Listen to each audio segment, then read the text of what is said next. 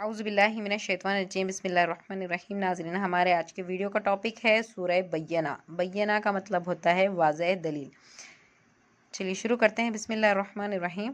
لم یکن الذین کفروا من اہل الکتاب والمشرکین منفکین حتی تأتیہم البینہ، اور جو لوگ اہل کتاب اور مشرکوں میں سے کافر تھے وہ اپنے کفر سے ہرگز باز نہ آنے والے تھے جب تک کہ ان کے پاس واضح دلیل نہ آتی۔ یعنی یہ لوگ، اللہ تعالیٰ یہاں پر اہل کتاب ان لوگوں سے فرما رہے، ان لوگوں سے مخاطب ہے جن کے پاس پہلے کتابیں آ چکی تھی۔ اللہ تعالیٰ کا یہ معمول رہا ہے کہ آدم علیہ السلام سے لے کر حضور صلی اللہ علیہ وسلم تک کے ہر کچھ دنوں میں ہر قوم پر ان کی ہدایت کے لیے اللہ تعالیٰ نے رسول بھیجے، اور ساتھ ہی ان کے پاس اللہ کے احکامات بھی بھیجے، اللہ کی کتابیں بھی بھیجی جن میں مضمون ہوا کرتے تھے۔ تو ان لوگوں کو اہل کتاب کہتے ہیں، اور ان کی قوم میں سے کچھ لوگ جو اس وقت مکہ میں موجود تھے، اللہ تعالیٰ ان سے مخاطب ہو کر کہہ رہے ہیں، اور مشرکین جو اللہ کو تو مانتے تھے لیکن اللہ کے ساتھ شرک کرتے تھے، تو ایسے لوگ جو اپنے کفر سے باز نہ آئیں گے حتیٰ کہ ان کے پاس واضح دلیل نہ آ جائے، اور واضح دلیل اللہ تعالیٰ نے قرآن مجید کی شکل میں پیش کی ہے۔ دیکھیے، واقعہ یوں ہے کہ جب مکہ میں آپ صلی اللہ علیہ وسلم نے دین کی دعوت دینا شروع کیا، اللہ کا کلام ان کے سامنے رکھا، اس وقت کل مکہ کے لوگ 4 قسم کی جماعتوں میں بڑھ گئے۔ پہلے وہ جو ایمان لائے، آپ صلی اللہ علیہ وسلم کی بات پر یقین کیا اور مومن ہو گئے۔ دوسرے وہ جو اللہ کو تو ماننے لگے لیکن اللہ کے ساتھ شرک بھی کرتے تھے، مشرک لوگ۔ تیسرے وہ جو اہل کتاب سے تھے، یعنی ان کے پاس بھی ایسی ہی کتابیں موجود تھی، جیسا کہ مثال کے طور پر قرآن مجید میں اللہ تعالیٰ نے یہود کی قوم کے لوگوں کو کہا ہے، نصارہ کے قوم کے لوگوں کو کہا ہے کہ یہ لوگ اہل کتاب تھے، ان کے پاس ایسی ہی کتابیں آ چکی تھی اللہ کے پاس سے۔ تو یہاں اللہ تعالیٰ ان گروہ میں سے، اور چوتھا وہ گروہ جو ابھی کنفیوژن میں تھا، جس نے ابھی ایمان بھی نہیں لایا تھا لیکن وہ یہ سب چیزوں کو دیکھ رہے تھے۔ تو ان چاروں گروہ میں سے اللہ تعالیٰ یہاں پر 2 گروہ سے مخاطب ہے، کون؟ اہل کتاب سے اور مشرکین میں سے، اور ان سے کہہ رہے ہیں کہ یہ لوگ اپنے کفر سے باز نہیں آتے جب تک کہ ان کے سامنے ایک واضح دلیل نہ آ جاتی، اور وہ واضح دلیل کیا ہے؟ اللہ کی کتاب ہے۔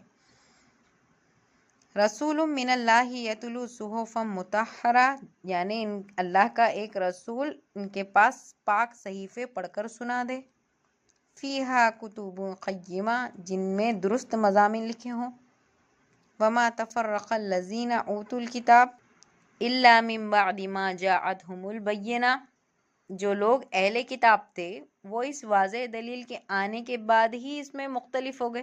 یعنی ان کے لیے تو چاہیے تھا کہ وہ لوگ پہلے آگے بڑھ کر ایمان لاتے، کیونکہ اسی طرح کے مضمون وہ پہلے بھی اپنے پاس کی کتابوں میں پڑھ چکے تھے۔ لیکن ہوا یوں کہ جب قرآن مجید کا آپ صلی اللہ علیہ وسلم نے ان کے سامنے تعلیمات رکھنے شروع کیے تو انہوں نے اسے جھٹلا دیا، مختلف ہو گئے وہ۔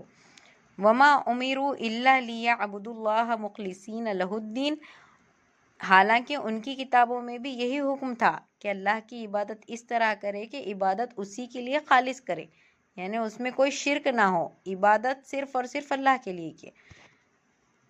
حنفاء ویقیموا الصلاۃ ویؤتوا الزکاۃ ذلک دین القیمہ، اور یکسو ہو کر نماز کی پابندی رکھیں اور زکوٰۃ ادا کریں، اور یہی طریقہ درست ہے۔ ان الذین کفروا من اہل الکتاب والمشرکین فی نار جہنم خالدین فیہا اولئک ھم شر البریہ، بے شک جو لوگ اہل کتاب اور مشرکین میں سے کافر ہو گئے وہ آتش دوزخ میں جائیں گے جہاں وہ ہمیشہ ہمیشہ رہیں گے، اور یہ لوگ بدترین خلائق میں سے ہیں۔ یہاں اللہ تعالیٰ نے ایسے لوگوں کو بدترین مخلوق کہا ہے، کیوں؟ کیونکہ ان کے کفر کے سبب، حالانکہ وہ حق بات جانتے تھے، اور ان کے پاس بھی اسی طرح کی کتابیں آئی تھی جس کا مضمون بھی یہی تھا کہ صرف اللہ کو ایک جانو، اللہ کے ساتھ شرک نہ کرو، اپنی ساری عبادتیں صرف اور صرف اللہ کے لیے خالص رکھو، اور یکسو ہو کر نماز پڑھو اور زکوٰۃ ادا کرو۔ لیکن حق معلوم ہونے کے باوجود بھی انہوں نے قرآن مجید کو جھٹلایا اور کفر کیا، جس کے سبب وہ دوزخ میں ہمیشہ ہمیشہ جائیں گے۔ ان الذین آمنوا وعملوا الصالحات، بے شک جو لوگ ایمان لائے، انہوں نے اچھے کام کیے، اولئک ھم خیر البریہ، وہ لوگ بہترین مخلوق میں سے ہیں۔ جزاؤہم عند ربہم جنات عدن تجری من تحتہا الانہار خالدین فیہا ابدا، اور ان کا صلہ ان کے پروردگار کے نزدیک ہمیشہ رہنے کی بہشتیں ہیں جس کے نیچے نہریں جاری ہوں گی، جہاں وہ ہمیشہ ہمیشہ رہیں گے۔ رضی اللہ عنہم و رضوا عنہ، اللہ تعالیٰ ان سے خوش رہے گا اور وہ اللہ سے خوش رہیں گے۔ ذالک لمن خشی ربہ، اور یہ جنت اور رضا اس شخص کے لیے ہے جو اپنے رب سے ڈرتا رہے۔ اللہ تعالیٰ سے دعا ہے کہ اللہ تعالیٰ ہمیں بھی اللہ سے ڈرنے والا اور نیک کام کرنے والا انسان بنائے، اور ہمارے خطاؤں کو معاف فرمائے، ہماری لغزشوں کو دور فرمائے، اور ہماری سرکشی کو ہم سے دور کر دے، ہماری باطن کی ظلمت کو ہم سے دور کر دے، اور ہمارے لیے بھی جنتوں کو مقرر کر دے۔ آمین ثم آمین۔ اللہم صلی علی محمد وعلی آل محمد کما صلیت علی ابراہیم وعلی آل ابراہیم انک